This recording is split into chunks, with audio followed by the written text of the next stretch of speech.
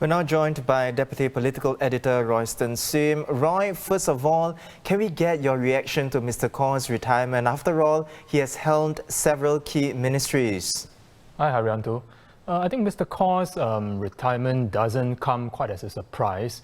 We had heard from party sources that he was tipped to step down, and he has introduced his a new face on the ground. That's Miss Polly Sun, who was unveiled yesterday. She's a VP at Changi Airport Group. So she has been on the ground and shadowing him at constituency events. So the talk on the ground was that Mr. Khaw was going to step down. So that part of it didn't come as a surprise. But I think he will leave a big gap that will be hard for the PAP to fill. Mr. Khaw, over the years, has built up a reputation as the party's Mr. Fix-It.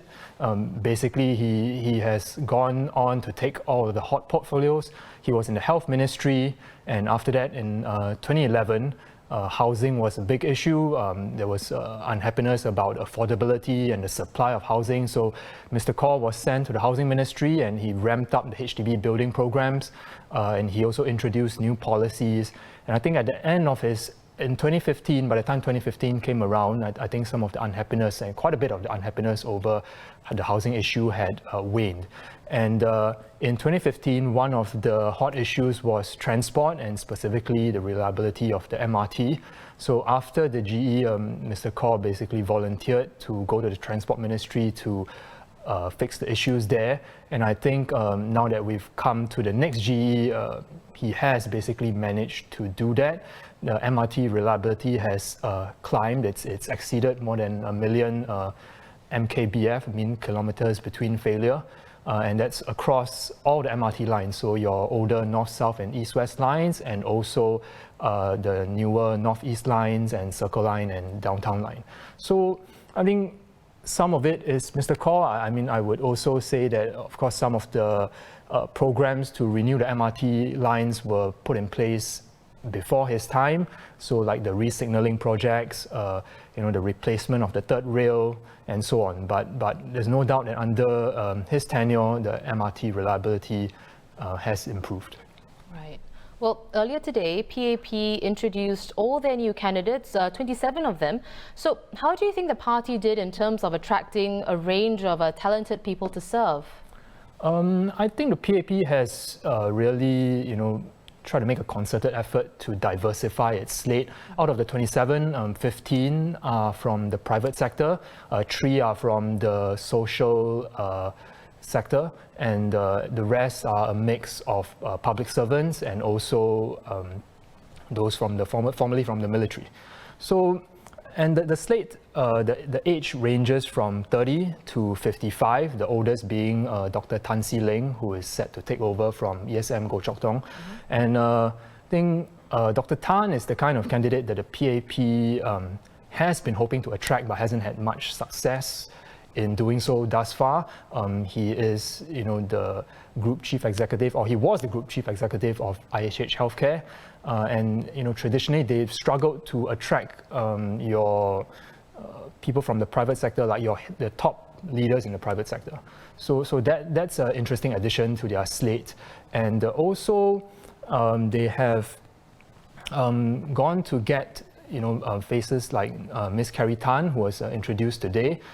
She is founded a non-profit, Daughters of Tomorrow, and there are a couple more like her. So it does seem like they're trying to, get candidates who are on the ground and who represent, and this is something that their second Assistant Secretary General, Mr. Chan Chun Sing, said, that they're trying to attract a diverse slate of candidates, that can represent, the different segments of Singaporeans. And it would seem that based on this slate, they have, managed to widen their reach. That said, I mean, you still have your more, I guess, people from the military. Like one of the candidates introduced today was the former Air Force Brigadier General Ms. Gan Xiao Huang.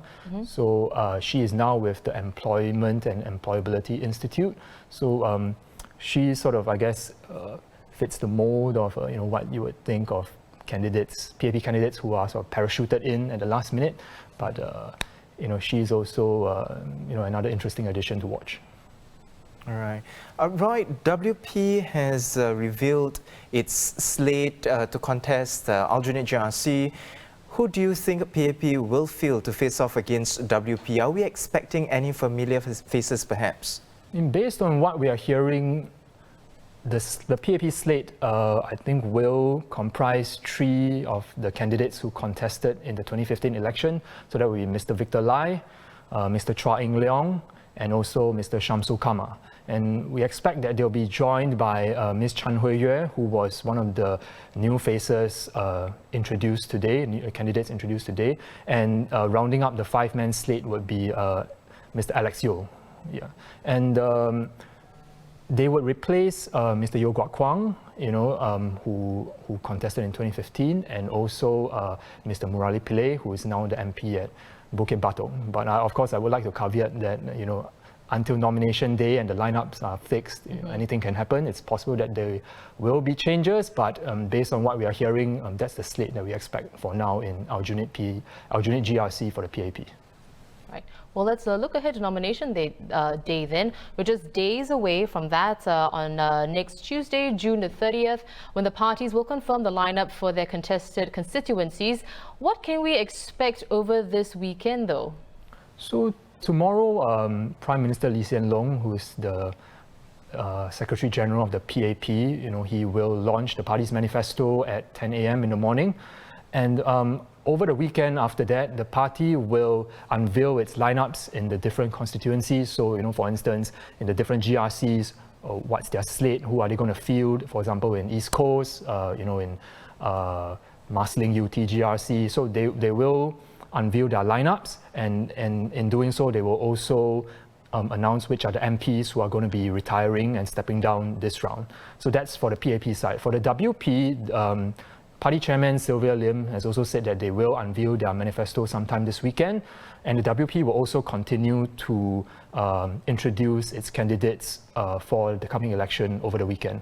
And for the other parties, I think you can expect them to go on walkabouts and ramp up their engagement with the voters on the ground as we move towards nomination day. Well, thank you so much, Royston, for coming on to speak with us. We were speaking to Deputy Political Editor Royston Sim.